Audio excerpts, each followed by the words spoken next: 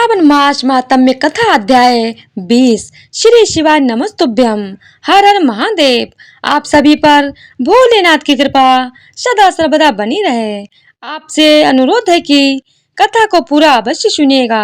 यदि आपने अभी तक चैनल को सब्सक्राइब नहीं किया है तो कृपया चैनल को सब्सक्राइब कर लीजिएगा, ताकि आपको हमारे चैनल पर प्रतिदिन नियम से सुनने को मिलते रहें श्रावण मास के महात्म्य के अध्याय।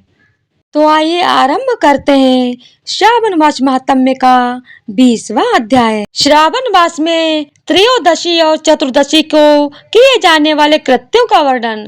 ईश्वर बोले, हे सनंत कुमार, अब मैं आपके समक्ष त्रयोदशी तिथि का कृत्य कहता हूँ। इस दिन 16 उपचारों से कामदेव का पूजन करना चाहिए। अशोक, मालती पुष्प, देवताओं को प्रिय कमल, कौसुंभ तथा बकुल पुष्पों और अन्य प्रकार के भी सुगंधित पुष्पों, रक्त अक्षत, पीले चंदन, शुभ सुगंधित द्रव्यों तथा पुष्टि प्रदान करने वाले तथा तेज की वृद्धि करने वाले अन्य पदार्थों से पूजन करना चाहिए। नैवेद्य और मुख के लिए रोचक तांबूल अर्पित करना चाहिए। तांबूल पान में चिकनी, उत्तम सुपारी, खैर चूना, जावित्री, जायफल, लौंग, इलायची, नारियल, बीज के छोटे टुकड़े, सोने तथा चांदी के पात्र, कपूर और केसर, इन पदार्थों को मिलाना चाहिए। मगध देश में उत्पन्न होने वाले श्वेत वर्ण पके हुए पुराने छड़ तथा रसमय तांबूल शंबरासुर के शत्रु कामदेव की प्रसन्नता के लिए अर्पित करना चाहिए। इसके बाद मोम से बनाई गई बत्तियों से कामदेव का निराजन करें और पुनः पुष्पांजलि प्रदान करें। इसके बाद उनके नामों से प्रार्थना करें, जो इस प्रकार से है। समस्त उपमानों में सुंदर तथा भगवान का पुत्र प्रद्युम्न, मीनकेतन, कंदर्प, अनंग, मनमथ, मार, कामात्म, शंभूत, झसकेतु और मनोभव कस्तूरी से सुशोभित, जिनका वक्ष स्थल आलिंगन के चिन्हों से अलंकृत है। हे पुष्प धनवन, हे शंबरासुर के शत्रु, हे कुसुम मेष, हे रतिपति, हे मकर ध्वज, हे पंचेश, हे मदन, हे समर, हे सुंदर, देवताओं की सिद्धि के लिए आप शिव के द्वारा दग्ध हो गए। उसी कार्य से आप परोपकार की मर्यादा कहे जाते हैं। आपके दुज विजय करने में बसंत की सहायता निमित्त मात्र है।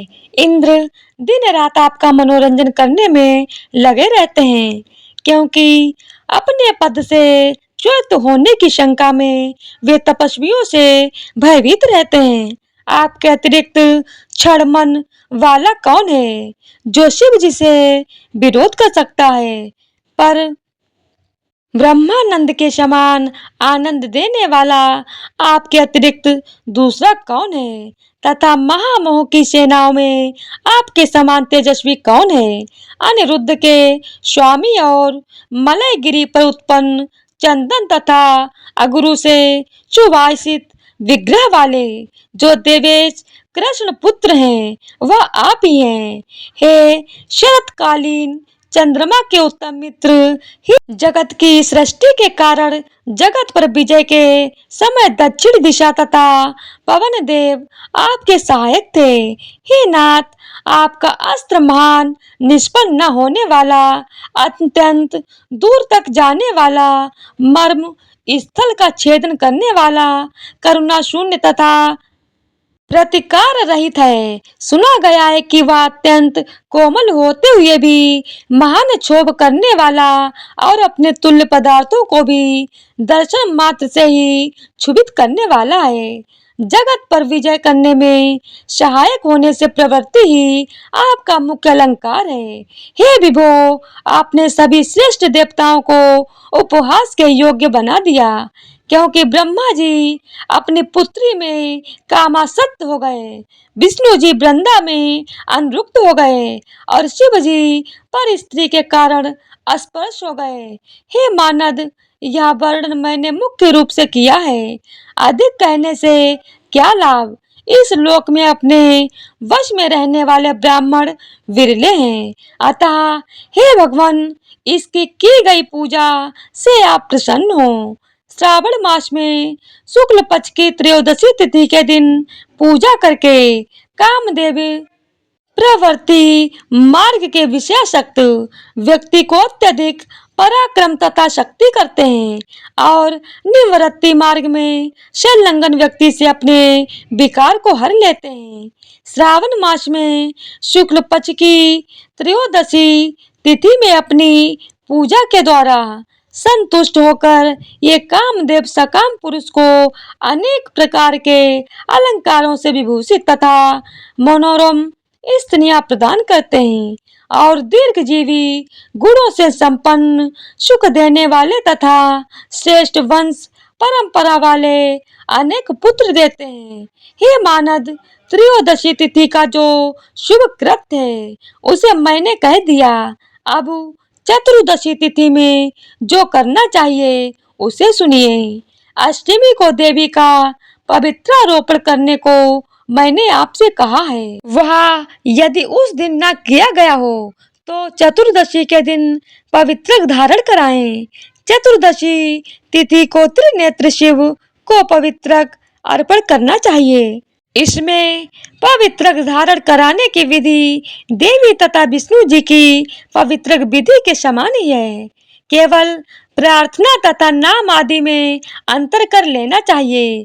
शैव आगम तथा जावाल आदि ग्रंथों में इसकी जो विधि है उसी को मैंने कहा है।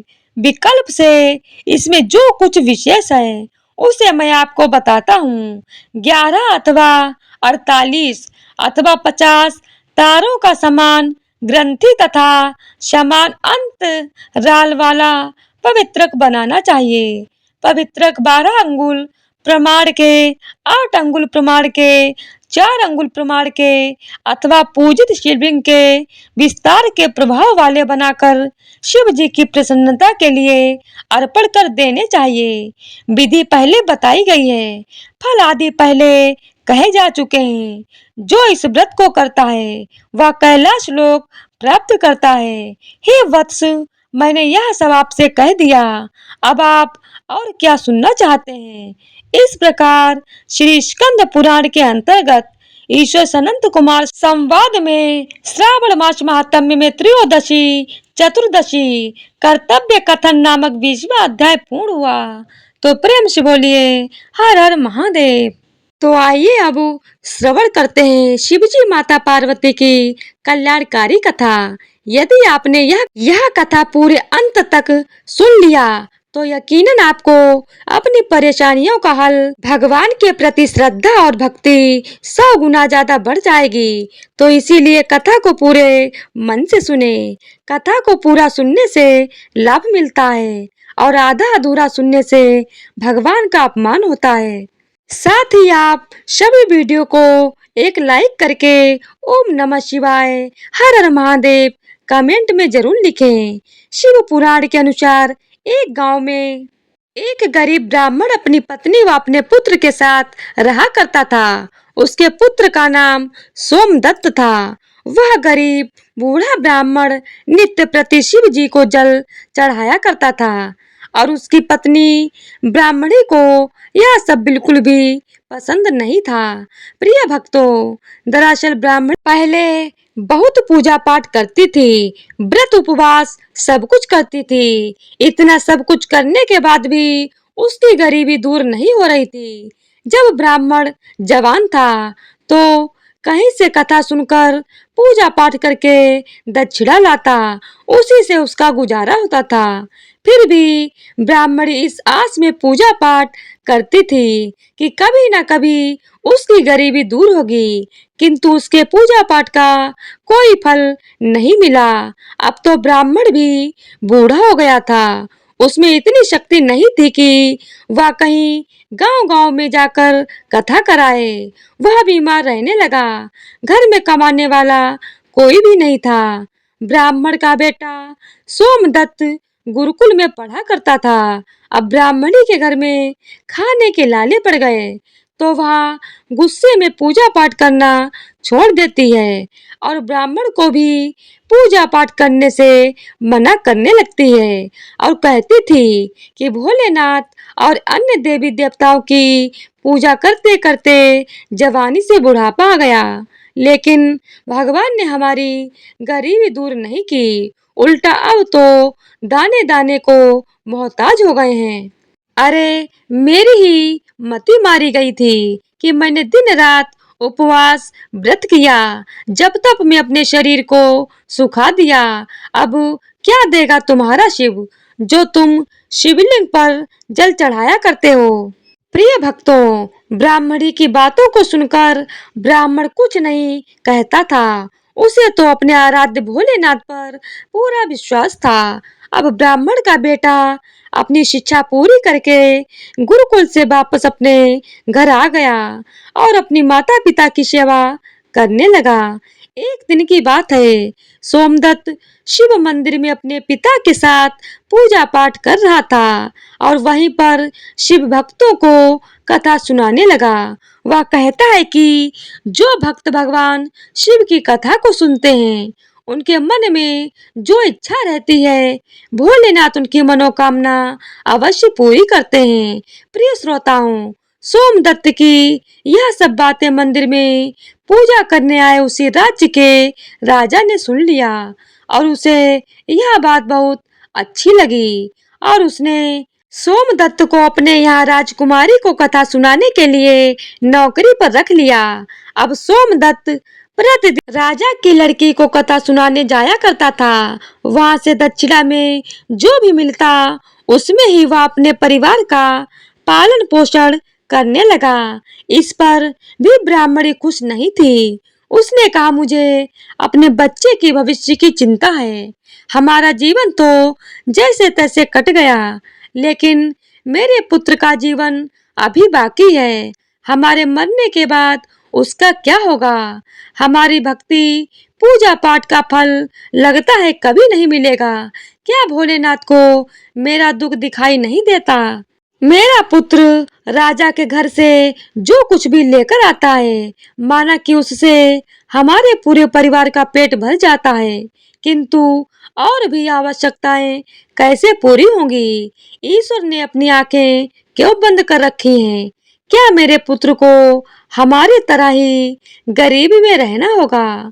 ब्राह्मण और ब्राह्मणी की ये करुण पुकार जब माता पार्वती ने सुनी तो उन्होंने शिव जी से कहा, हे देव, हे महेश्वर, आप सर्वज्ञ हैं, आप क्यों इन दोनों की परीक्षा ले रहे हैं। प्रभु, ब्राह्मण आपका परम भक्त है, अब आप उसके दुख का नाश करें प्रभु, अन्यथा यह ब्राह्मण कहीं आपकी पूजा करना बंद ना कर दे, कहीं उसके मन में आपके प्रति विश्वास समाप्त ना हो जाए।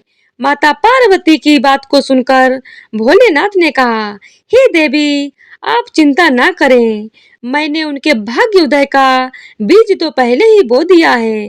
अब हम दोनों को साथ में लक्ष्मी जी, विष्णु जी को लेकर इस ब्राह्मण के घर जाने का समय आ गया है। मेरी कृपा के साथ ही वह ब्राह्मण दंपत्ति विष्णु लक्ष्मी के भी कृपा के पात्र हैं। उन दोनों पति पत्नी ने हम दोनों की पूजा एक साथ की है। हे देवी, पृथ्वी लोक पर जाकर हमें शिव लीला करनी है। प्रिय श्रोताओं, अब शिव जी तुरंत माता पार्वती जी के साथ नंदी पर सवार होकर बैकुंठ लोक में जाते हैं, जहाँ दयानिधि भगवान विष्णु शेषनाग की सैया पर विराजमान थे। माता लक्ष्मी उनके पांव दबा रही थीं। तब शिव जी ने विष्णु जी से पृथ्वी लोक पर चलने को कहा। विष्णु जी बोले, हे देवी लक्ष्मी, चलिए, हमारे भक्त का बुलावा आ गया है। अब क्या था, चारों देवी देवता साधु का वेश धारण कर पृथ्वी पर उपरोक्त ब्राह्मण के घर पहुंचकर अलख जगाया और कहा, अलख निरंजन, अलख निरंजन। घर में से बूढ़ा ब्राह्मण निकला। उसने उन्हें प्रणाम किया तो उन साधु वेशधारी भगवान विष्णु और शिव जी ने कहा, हम रात्रि में आपके घर पर विश्राम करेंगे। इस पर ब्राह्मण पुत्र सोमदत्त ने अतिथि देवो भव ऐसा विचार कर, महाराज मेरे घर में दक्षिणा में मिले दाल भात आदि से हम तीनों के भोजन की पूर्ति होती है, अतः मैं एक समय के भोजन की व्यवस्था कर सकता हूँ। साधुओं ने उसे एक बर्तन देकर कहा कि वह दाल भात इस बर्तन में बनाओ, तो हम सबका दोनों समय का भोजन बन जाया करेगा। इस प्रकार उस बर्तन में बने भोजन से दोनों समय के भोजन की पूर्ति हो गई। अगले दिन प्रातः काल में सोमदत्त जाने लगा तो साधु रूपी भगवान शिव जी ने पूछा, हे पुत्र, तुम कहाँ जा रहे हो? उसने कहा, हे साधु महाराज, मैं राजा की लड़की को कथा सुनाने जा रहा हूँ। साधु ने कहा, तुम कथा सुनाने के बाद राजा की लड़की से पूछना कि तुम किस अभिलाषा की पूर्ति के लिए कथा सुनती हो। अब सोमदत्त राजकुमारी को कथा सुनाने के बाद वही प्रश्न पूछता है कि तुम किस अभिलाषा की पूर्ति के लिए कथा सुनती हो। राजा की लड़की ने कहा, मैं इस अभिलाषा से कथा सुनती हूँ कि मुझे ऐसा वर मिले जिसकी चर्चा सभी की जबान पर हो, उसके माथे पर चांद और सूरज की रोशनी हो तथा वह भाग्य का ऐसा धनी हो कि उसके कदमों में लक्ष्मी थिरकती हुई हो तथा ऐसी बारात हो जैसी किसी ने अब तक नहीं देखी हो। तो प्रिय भक्तों, अब वापस आकर सोमदत्त ने राजकुमारी की सारी बातें साधुओं को बताईं। अब देखिए, अगले दिन प्रातः काल में जब वह कथा सुनाने के लिए जाने लगा तो साधुओं ने कहा, बच्चा, आज राजा की बेटी को फिर वही प्रश्न करना, वह फिर से तुम्हें कल वाली बातें बताएं तो तुम यह तुरंत कह देना कि जैसा पति तुम्हें चाहिए वैसा केवल मैं ही हूँ, ऐसा कहकर भाग आना। सोमदत्त ने कहा, हे साधु महाराज, कहाँ एक गरीब ब्राह्मण जिसका घर उसकी दी हुई दक्षिणा पर चलता है, और कहाँ वह राजा की पुत्री। राजा मुझे और मेरे परिवार को मृत्यु दंड देकर मौत के घाट उतार देगा, अतः मैं ऐसा नहीं करूंगा। साधु ने कहा कि ठीक है, हम तुम्हें परिवार सहित अभी श्राप से भस्म किए देते हैं। सोमदत्त पहले ही उनके चमत्कार से डरा हुआ था। उसने सोचा कि राजा तो बाद में मृत्यु दंड देगा, या तो अभी अपने श्राप से भस्म कर देंगे। अतः साधुओं को आश्वासन देकर कथा सुनाने के लिए चला गया। कथा सुनाने के बाद सोमदत्त ने कहा, हे राजकुमारी, कल आपने जो बताया था उसके अनुसार जैसा वर तुम्हें चाहिए वैसा वर मैं ही हूँ। ऐसा कहकर वह तुरंत वहां से भाग आया। राजा की पुत्री को एकदम आघात पहुंच गया।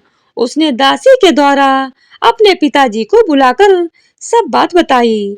राजा ने आश्वासन दिया कि उस उद्दंड ब्राह्मण को उसकी सजा मिलेगी। राजा ने तुरंत अपने मंत्रियों से विचार विमर्श किया। एक वरिष्ठ मंत्री ने कहा, महाराज, उसने अपराध तो फांसी दिए जाने वाला कार्य किया है, परंतु वह एक ब्राह्मण है। उसे फांसी देने पर एक ब्राह्मण हत्या का पाप लगेगा। कुछ ऐसा किया जाए कि वह दंडित भी हो जाए और ब्राह्मण हत्या का पाप भी ना लगे।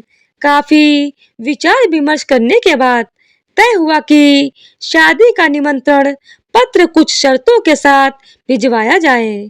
राजा ने शर्तों वाला निमंत्रण पत्र लिखवाकर अपने नौकर के हाथ सोमदत्त के पिता के पास भिजवा दिया। उधर सोमदत्त ने घर पहुंचकर साधुओं को बताया कि आपके कहे अनुसार कहने पर राजकन्या बहुत क्रोधित हो गई। अब शीघ्र ही फांसी का संदेश पहुंचने वाला है। कुछ समय बाद नौकर निमंत्रण पत्र लेकर वहां पहुंच गए। साधुओं ने नौकर को सम्मान सहित बिठाकर सोमदत्त को निमंत्रण पढ़कर सुनाने को कहा।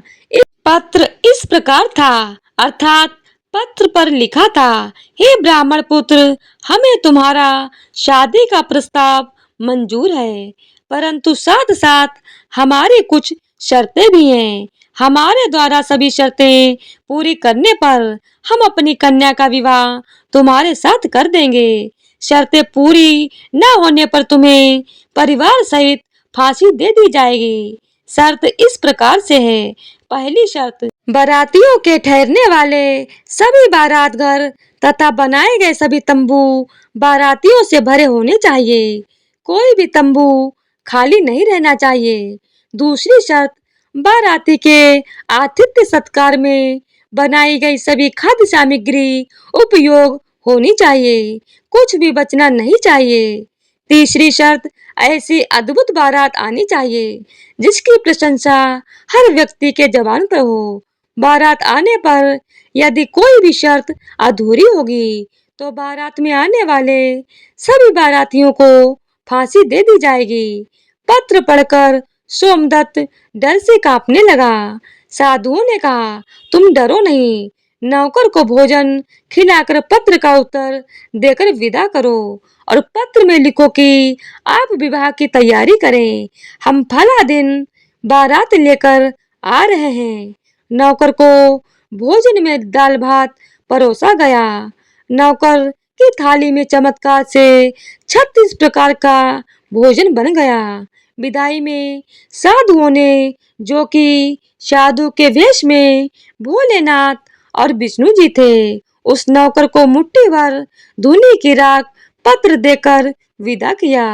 बाहर आकर नौकर ने देखा कि वह राख नहीं, हीरे मोती हैं। वह बहुत खुश हुआ। राजा ने सकारात्मक उत्तर प्राप्त होने पर विचार किया कि वह गरीब ब्राह्मण किसके भरोसे ऐसा कर रहा है। क्या कोई दुश्मन राजा उसका साथ दे रहा है? यही सोचकर राजा ने शहर के तमाम बारात घर सजवा दिए और अनेकों तंबू लगवा दिए। राजा का विश्वास था कि अधिक आदमी न आने के कारण वह शर्त हार जाएगा। सोमदत्त अपनी बारात में चलने के लिए जिसे भी कहता, वही उसे यह कहकर मना कर देता कि नहीं, तुम्हारा तो अंतिम समय आ गया है, हम बारात में तुम्हारे साथ मरने के लिए क्यों जाएं? ऐसी बात सुनकर वह बहुत ही परेशान था। शादी वाले दिन सोमदत्त को परेशान देखकर साधुओं ने कहा, पुत्र, आज तुम्हारा विवाह है और तुम परेशान हो रहे हो। तैयार होकर हमारे साथ चलो। तुम किसी भी बात की चिंता मत करो, हम तुम्हारे साथ हैं। सोमदत्त ने भाग्य में जो लिखा है वही होगा, यही सोचकर तैयार होकर साधुओं के साथ चल दिया।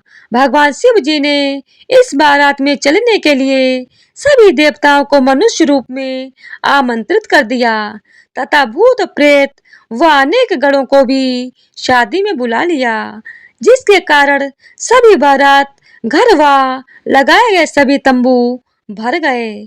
इसके बाद भी कुछ बाराती बिना तंबू के रह गए।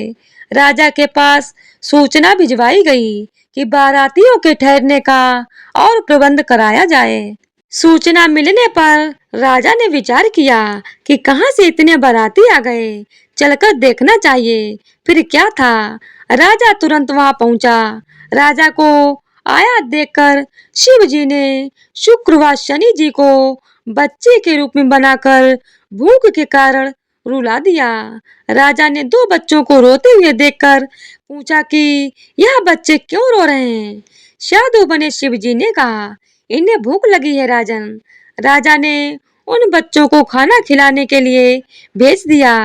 कुछ समय बाद राजा के कर्मचारी ने आकर बताया कि महाराज, वो दोनों बच्चे तो सारा का सारा खाना खा गए हैं और फिर भी भूख भूख चिल्ला रहे हैं। ऐसा सुनकर राजा बहुत परेशान हुआ। उसने अपना घमंड त्याग कर साधुओं के सामने नतमस्तक होकर कहा, महाराज, अब मेरी लाज आपके हाथ में है। साधुओं ने कहा, कोई बात नहीं, सब कुछ ठीक हो जाएगा। तुम घर जाकर बारात की अगवानी की तैयारी करो। राजा ने शहर को बहुत ही सुंदर ढंग से सजाया था। जगह जगह झालरों से पूरा शहर एक दुल्हन की तरह सजाया गया। सोमदत्त भी विवाह की पोशाक में एक राजकुमार की तरह बहुत सुंदर दिखाई दे रहा था। शाम के समय उसे एक सुंदर रथ में बिठाया गया। रथ के आगे अनेक प्रकार के बैंड बाजे नगाड़े वाले झूम रहे थे, नाच रहे थे। दूल्हे के मस्तक पर चेहरे को चांद और सूरज से सजाया गया। बाराती हाथ में मुद्राएं लेकर एक दूसरे पर न्यौछावर करके इधर उधर उड़ा रहे थे। बारात के इस विहंगम दृश्य को देखकर लोग आपस में कहने लगे कि इस ब्राह्मण के भाग्य को तो देखो। इसके मस्तक के चेहरे पे चांद सूरज और चारों तरफ से इस प्रकार धन लक्ष्मी उड़ाई जा रही है, मानो किसी बड़े राजा की बारात निकल रही है। ऐसी बारात हमने अपने जीवन में कभी नहीं देखी और न आगे देखने की उम्मीद है। यह भाग्य का बड़ा धनी है। प्रजा के मुख से इस प्रकार की बातों को सुनकर माता पार्वती ने कहा, प्रभु आप जिस पर कृपा करते हैं उसके लिए अन्न धन के भंडार खोल देते हैं। भगवान भोलेनाथ ने कहा, हे पार्वती, जो भक्त मेरी पूरी श्रद्धा भक्ति से पूजा करते हैं मैं उन्हें उनके पूजा का फल अवश्य देता हूँ। उन्हें दुख तभी तक झेलना पड़ता है जब तक कि उनके पाप कर्म खत्म नहीं हो जाते। पुण्य कर्म जैसे ही उदय होते हैं उनके भाग्य के दरवाजे खुल जाते हैं और जो भी भक्त भगवान की कथाओं को सुनता है उन्हें भी राजकुमारी की तरह फल प्राप्त होता है। राजकुमारी ने प्रतिदिन भगवान की कथाएं सुनी। उसने मन में जो भी कामना की उसे वह मिला। यह तो भोलेनाथ, माता पार्वती, विष्णु जी, लक्ष्मी जी की महिमा थी जिसके कारण ब्राह्मण धनी हो गया। उसका भी घर महल की तरह सुंदर हो गया। उसके घर में नौकर चाकर इत्यादि की कमी नहीं थी। अपार धन दौलत से घर भरा हुआ था और ब्राह्मणी ने भी फिर से भगवान की पूजा अर्चना करनी शुरू कर दी। खूब दान दक्षिणा देना शुरू कर दिया और नित्य प्रति भगवान की कथाओं को सुना करती थी। एक बार प्रेम से बोलिए लक्ष्मी नारायण भगवान की जय हो। ओम नमः शिवाय। माता पार्वती की जय हो।